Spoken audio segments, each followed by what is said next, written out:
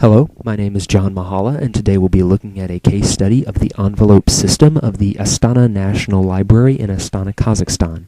The building is being developed to replace the existing National Library in Kazakhstan and is part of a movement to establish a new cultural identity for the country of Kazakhstan through a number of large commercial and government projects.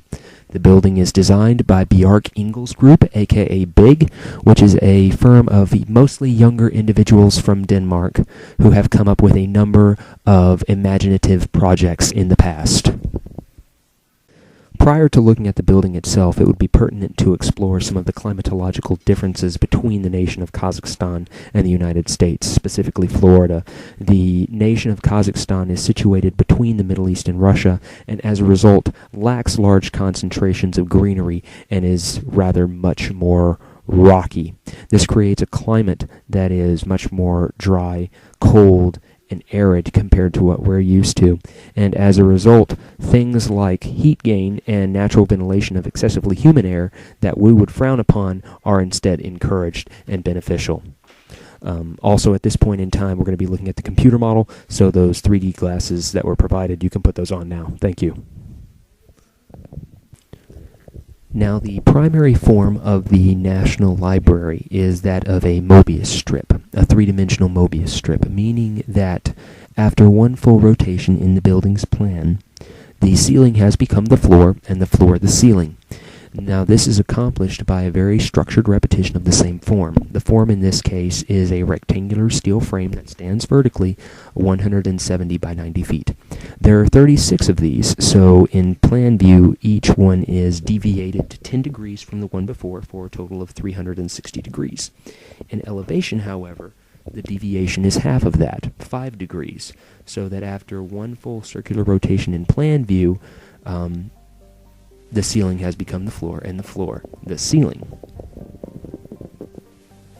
The steel frames are the basis from which the other pieces of the building's envelope system are derived from. The long side of the steel frames, the 170-foot side, is divided into 8 bays, and the short side is divided into 5 bays. So, along the divisions of the bays is where the intermediate members are placed between them, and that goes for both the short and long side.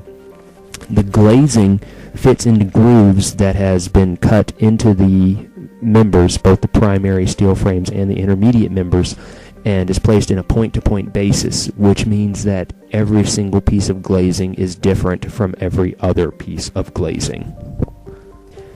Now, the point-to-point glazing is the first layer of the building's envelope system. However, there is a second additional layer.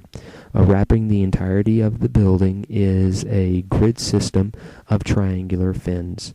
The fins themselves within each grid square are 2 layered one over another and are angled. This creates a very dynamic facade of openings and opaqueness. The fin system extends beyond the glazing a few inches. Now, the fins themselves also have photovoltaic qualities, although specific details on that particular system were unavailable.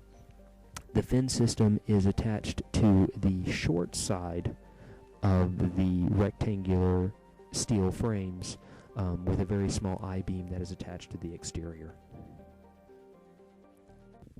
This concludes our tour, so to speak, of the Astana National Library in Astana, Kazakhstan. I pray that the various aspects of the envelope systems that have been modeled for you show you clearly how the various aspects of the envelope system have been layered together to create a facade that is both interesting and dynamic. Thank you for watching.